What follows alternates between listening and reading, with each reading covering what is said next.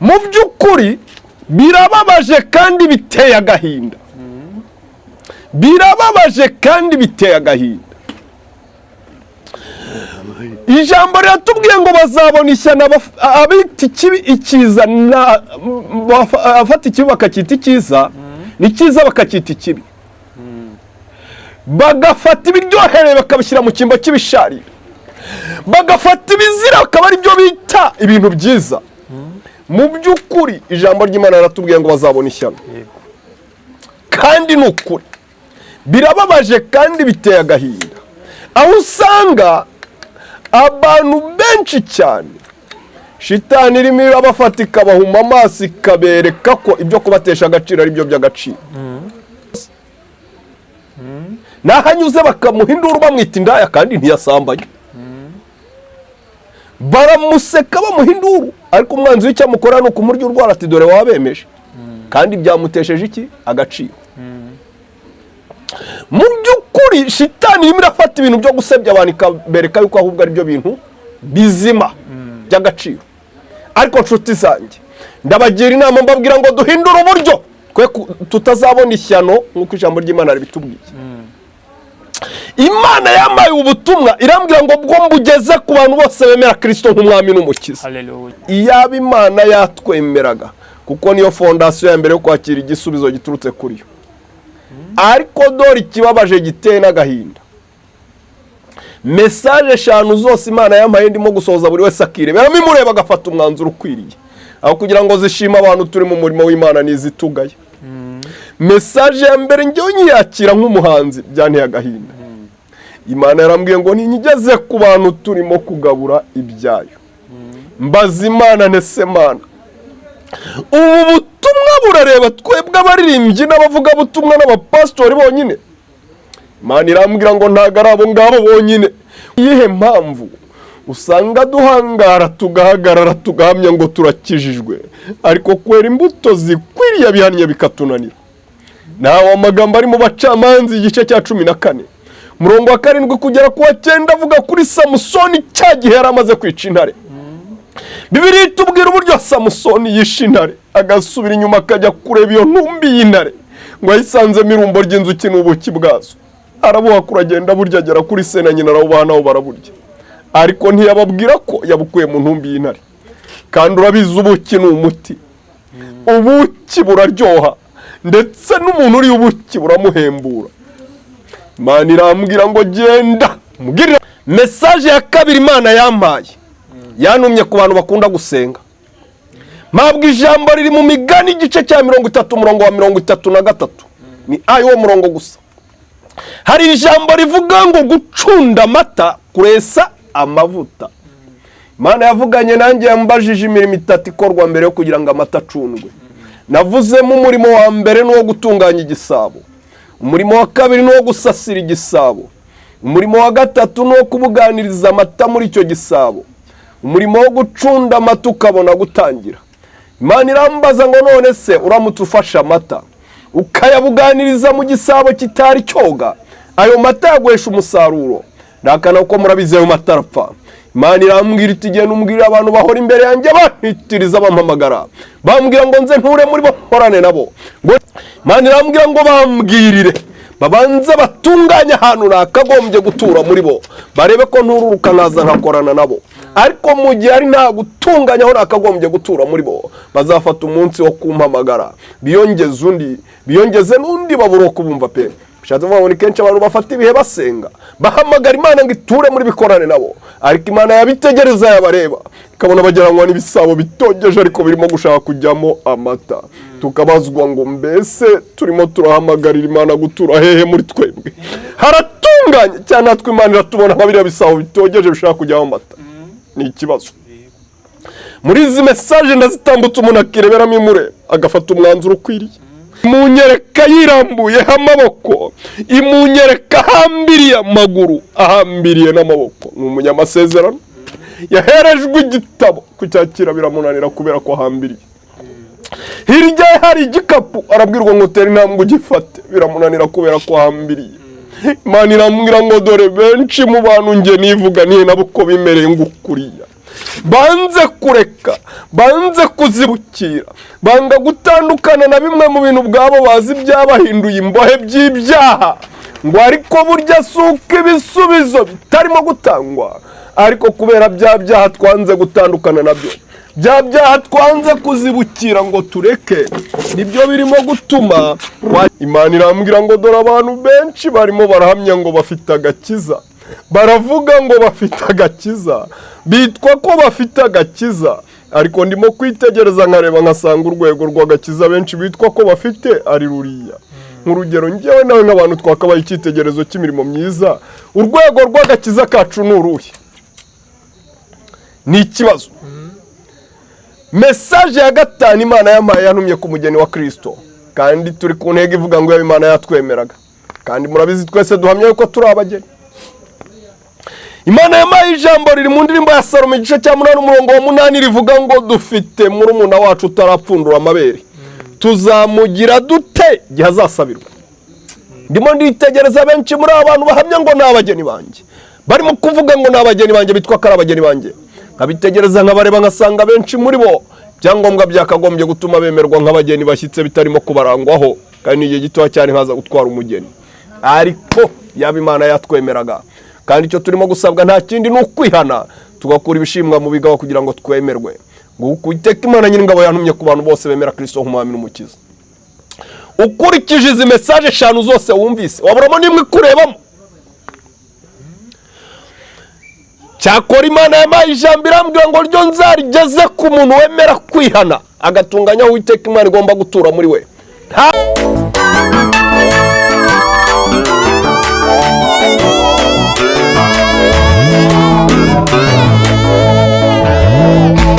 Ariko Imana yampaye aho kuba mu murenge wa Nduba mu kagari ka Gatunga. Ndi umuvugabutumwa bwiza, nkora umurimo w'Imana mu itorero rya EAR Paruwasi y'Abatsinda. Ngiye kubagezaho ubutumwa bwiza Imana yampaye, ariko ntari nabagezaho ubu butumwa, nari mbabwiye ko ndi umuhanzi, reka mbanyuriremo gatoya mu ndirimbo Uwiteka Imana Nyiringabo yampaye. Ngiye kubanyuriramo gatoya mu ndirimbo ivuga ngo hindura uburyo. Hindura uburyo, hindura uburyo, va mu byo urimo mugenzi wanjye, hindura uburyo, dore gukorera Imana nta gihombo kirimo, uzabikora urebe mugenzi uzasanga ntakubeshya. Hindura uburyo, hindura uburyo, va mu byo urimo mugenzi wanjye, hindura uburyo, dore gukorera Imana nta gihombo kirimo, uzabikora urebe mugenzi uzasanga ntakubeshya. Yewe mwene data dore umwanzi aragushuka, akagukoresha ibyaha ngo uzabiboneramo amahoro, wamara kubikora amahoro ukayabura ugasigarurira. Niyo mpamvu bumubwira nti ngaho hindura uburyo. Yewe mwene data dore umwanzi aragushuka, akagukoresha ibyaha ngo uzabiboneramo amahoro, wamara kubikora amahoro ukayabura ugasigarurira. Niyo mpamvu bumubwira nti ngaho hindura uburyo. Hindura uburyo, hindura uburyo, va mu byo urimo mugenzi wanjye, hindura uburyo, dore gukorera Imana nta gihombo kirimo, uzabikora urebe mugenzi uzasanga ntakubeshya. Amen. Amen. Hindura uburyo. Mu by'ukuri Imana yampaye ubutumwa irambwira ngo mbugeze ku bantu bose bemera Kristo nk'umwami n'umukiza. Ariko ntari ninjira muri izi mesaje, reka mbagezeho n'ijambo Uwiteka Imana Nyiringabo yampaye ngo mbugeze ku bantu bose, abantu bose yaremye. Imana yampaye iri jambo riri mu gitabo cy'umuhanuzi Yesaya igice cya 5 umurongo wa 18 kugera ku wa 21. Hari ijambo rivuga ngo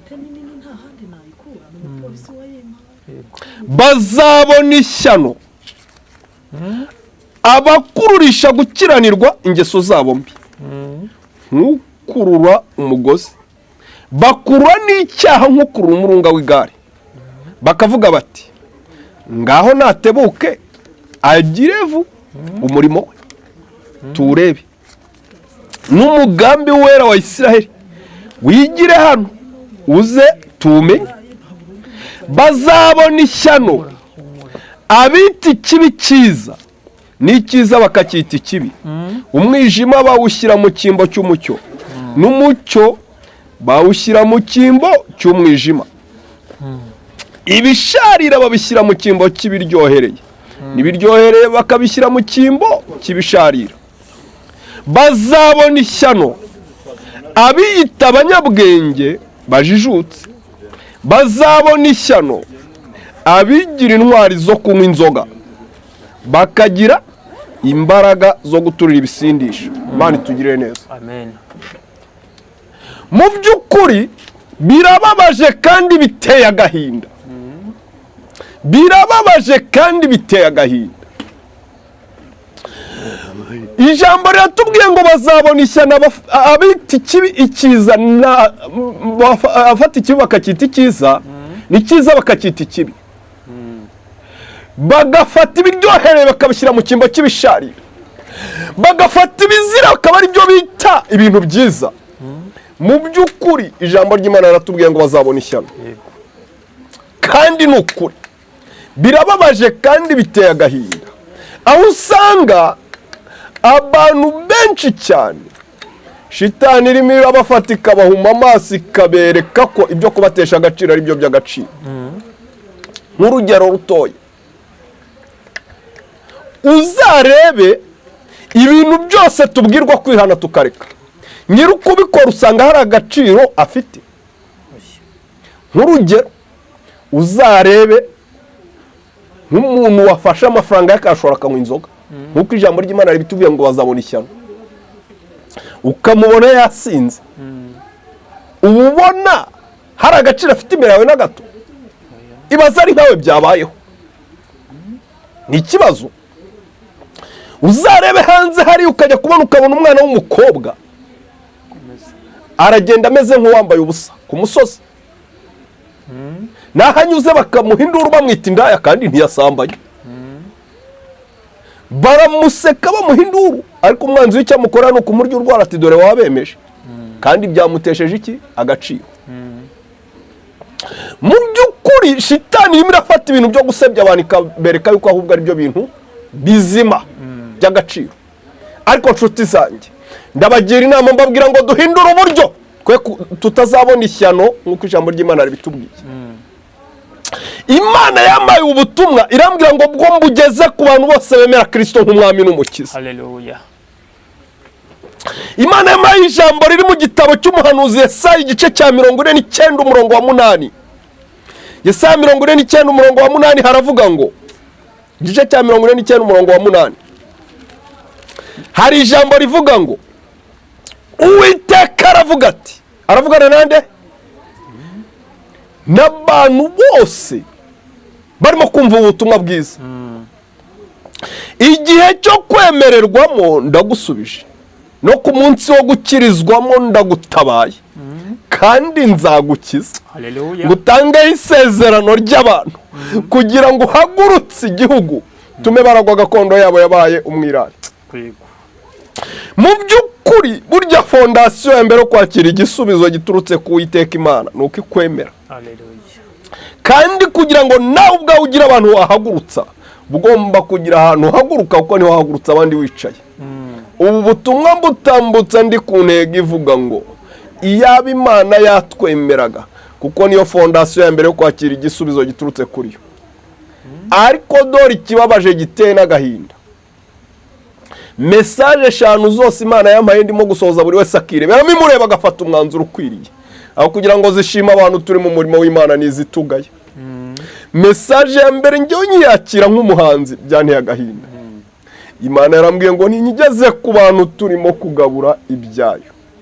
Mbaza Imana nese Mana, ubu butumwa burareba twebwe abaririmbyi n'abavugabutumwa n'abapasitori bonyine? Imana irambwira ngo ntago ari abo ngabo bonyine, kuko burya na wa muntu wicariwe mu rugo akavuga ibyo gukomera kwanjye, akavuga kugira neza kwanjye, aba arimo kugabura ibyanjye kandi nawe ubutumwa buramureba. Imana irambwira ngo genda umbwirire abantu barimo kugabura ibyanjye ubu butumwa, ngo ni iyihe mpamvu turimo duhirimbanira gushaka gukira gusa ariko ugasanga gukizwa byo ni ikibazo kuri twebwe? Kandi se ni iyihe mpamvu usanga duhangara tugahagarara tugahamya ngo turakijijwe ariko kwera imbuto zikwiriye bihannye bikatunanira? Nawe amagambo ari mu Bacamanza igice cya 14 umurongo wa 7 kugera ku wa 9 avuga kuri Samusoni cya gihe yari amaze kwica intare. Bibiliya itubwira uburyo Samusoni yishe intare, agasubira inyuma akajya kureba iyo ntumbi y'intare, ngo ayisanzemo irumbo ry'inzuki n'ubuki bwazo. Arabuhakura agenda burya agera kuri se na nyina arabubaha nabo baraburya, ariko ntiyababwira ko yabukuye mu ntumbi y'intare. Kandi urabizi ubuki ni umuti, ubuki buraryoha ndetse n'umuntu uri ubuki buramuhembura. Imana irambwira ngo genda mbwirire abantu barimo kugabura ibyanjye ubutumwa ngo ndababaye kandi mfite agahinda. Kandi dore ikinteye agahinda giki, benshi muri aba bantu bitwa ngo barimo kugabura ibyanjye barimo baranyurwamo n'ibintu byiza, bakanyurwamo n'ibintu abantu barimo kwakira bakaryoherwa, bakanyurwamo n'ibintu abantu barimo kwakira bagahembuka bagakira. Ariko ikibabaje nuko usanga benshi muri abo bantu nubwo birimo kubanyuramo gutyo bikagenda bikagira n'ababyakira umumaro. Ndimo nditegereza nkareba nkasanga benshi muri bo ni babi, nk'uko iriya ntumbi y'intare yavuyemo buriya buki bukagira ababuriye umumaro, ariko icyo bwavuyemo ari ikintu kibi. Bishatse kuvuga ngo Imana yabyemera ikanyuzamo umuntu ibyayo. Ni umuririmbyi pe, ni umuvugabutumwa bwiza, ni umuhanuzi, n'ababyakire bikabagira umumaro bagatera intambwe bakihana bagakizwa. Ariko wa muntu nyiri kubinyurwamo ari nta gakiza kamurimo. Tukabazwa ngo mbese bavuga butumwa bwiza, baririmbyi namwe bahanuzi, ibirimo kutunyuramo birimo birava hehe? Birava aho byakagombye kuva koko cyane. Natwe Imana iratubona nk'iriya ntumbi y'intare yavuyemo buriya buki bukagira ababuri umumaro, icyo bwavuyemo ari ikintu kibi. Cyo ni ikibazo cya mbere. Message ya kabiri Imana yampaye yanumye ku bantu bakunda gusenga. Mpabwa ijambo riri mu Migani igice cya 30 umurongo wa 33, ni ayo murongo gusa. Hari ijambo rivuga ngo gucunda amata kuresa amavuta. Imana yavuganye nanjye yambajije imirimo 3 ikorwa mbere yo kugira ngo amata acundwe. Navuzemo umurimo wa mbere n'uwo gutunganya igisabo, umurimo wa kabiri n'uwo gusasira igisabo, umurimo wa gatatu n'uwo kubuganiriza amata muri icyo gisabo, umurimo wo gucunda amata ukabona gutangira. Imana irambaza ngo none se uramutse ufasha amata ukayabuganiriza mu gisabo kitari cyoga, ayo mata yaguhesha umusaruro? Nakana uko murabizi ayo mata arapfa.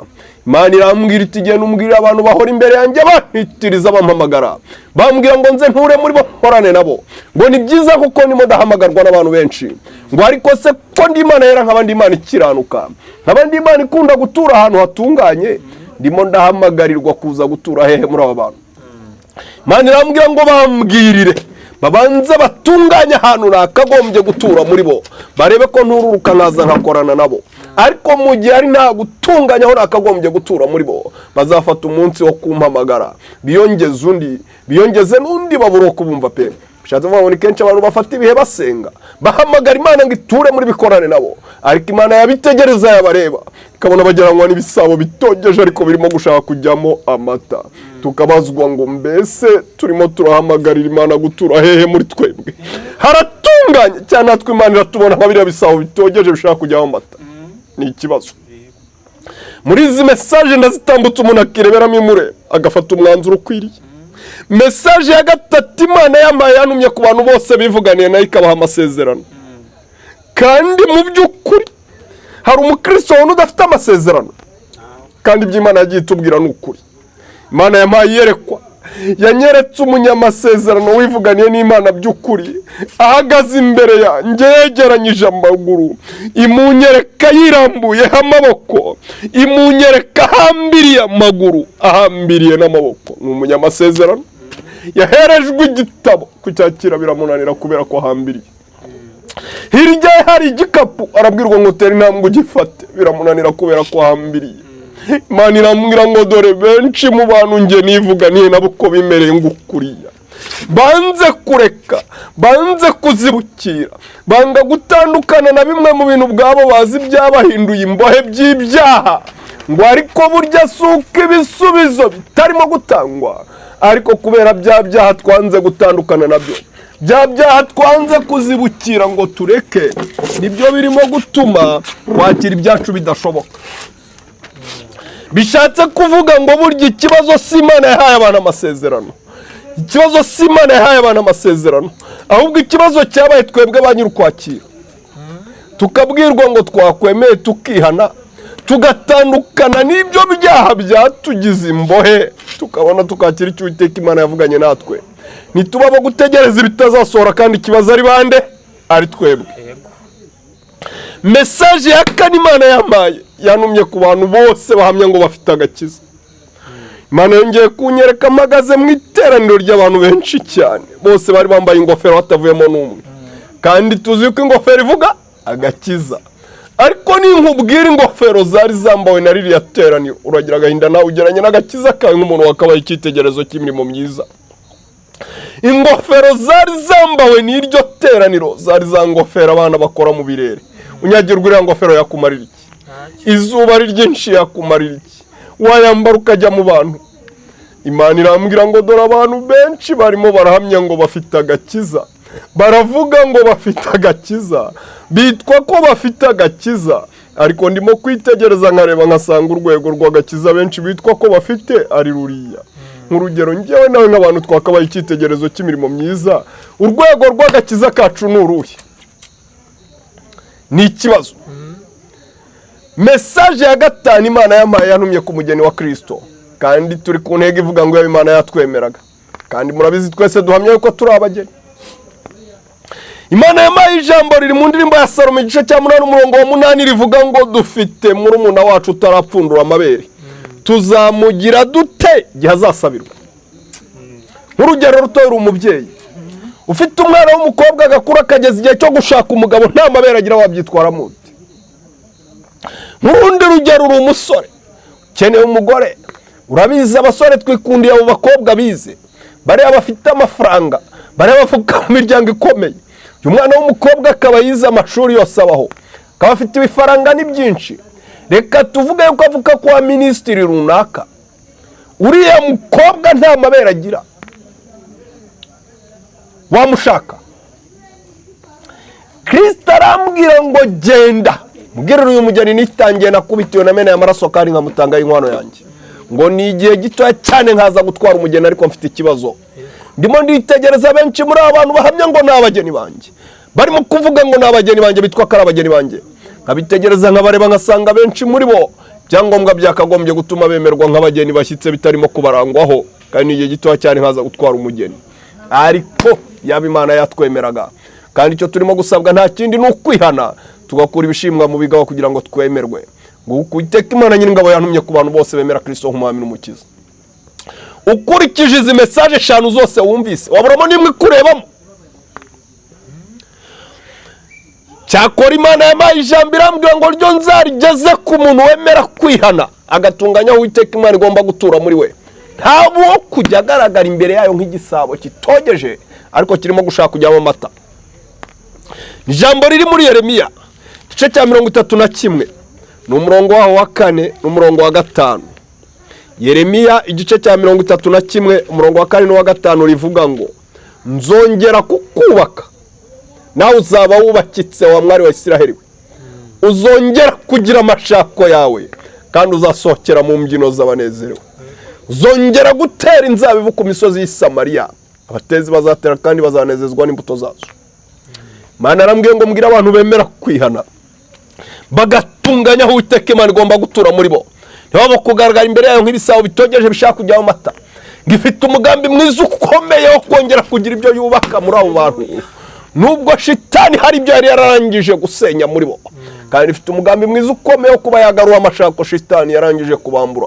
Kandi nyuma yo kubako bakagarurirwa ayo mashako, hari ugusohokera mu mbyino z'abanezerewe, ariko urufunguzo ni twebwe turufite, ni ukwihana tugakura ibishimwa mu bigawa nguko Uwiteka Imana Nyiringabo yantumye ku bantu bose bemera Kristo nk'umwami n'umukiza. Amen. Amen. Imana ishimwe cyane rero, Imana igumugisha mukozi w'Imana. Ubu ni ubutumwa bukomeye cyane bw'abantu bose, bw'abakristo, bw'abatuye mu isi. Ubu ni ubutumwa bukomeye cyane. Imana igumugisha rero, kandi Imana ikongerere imbaraga n'amavuta, kandi Imana igumugisha n'ukuri kuba watwemereye gutanga ubu buhanuzi. Rero reka dusoze dusengera Imana kugira ngo n'ubundi dukomeze. Muri kubona ko n'umugoroba wageze, kandi we urukona ko dukora umurimo w'Imana. Umurimo w'Imana urakomeye cyane, n'umurimo dukora mu gitondo ku manywa na nijoro, kugira ngo abantu bumve umuburo w'Imana, umuburo ubuhanuzi Imana iba yashatse kugira ngo igeze ku bantu. Mukozi w'Imana murakoze cyane, dusengera Imana noneho kugira ngo dusoze. Murakoze cyane, ariko ushobora wenda kuba wakenera kuba wampamagara ukabahisha. Nimero yanjye ni 0785 66 72 15. Ushatse kuba wakurikirana ibihangano byanjye nanjye ukaba wankorera subscribe, wajya kuri YouTube ukandika ijambo Martin Hindura Uburyo. Mani duhana umugisha. Mana data twese uri mu ijuru, mwungeri mwiza w'ubugingo bwacu mukunzi, ndagushimiye cyane kubw'urukundo rwawe no kugira neza kwawe papa. Ndagushimiye kubw'urukundo ukunda abantu bawe. Ndagushimiye kubw'urukundo ukunda abanyarwanda. Ndagushimiye kubw'urukundo ukunda abantu bose waremye kuri iyi si yose.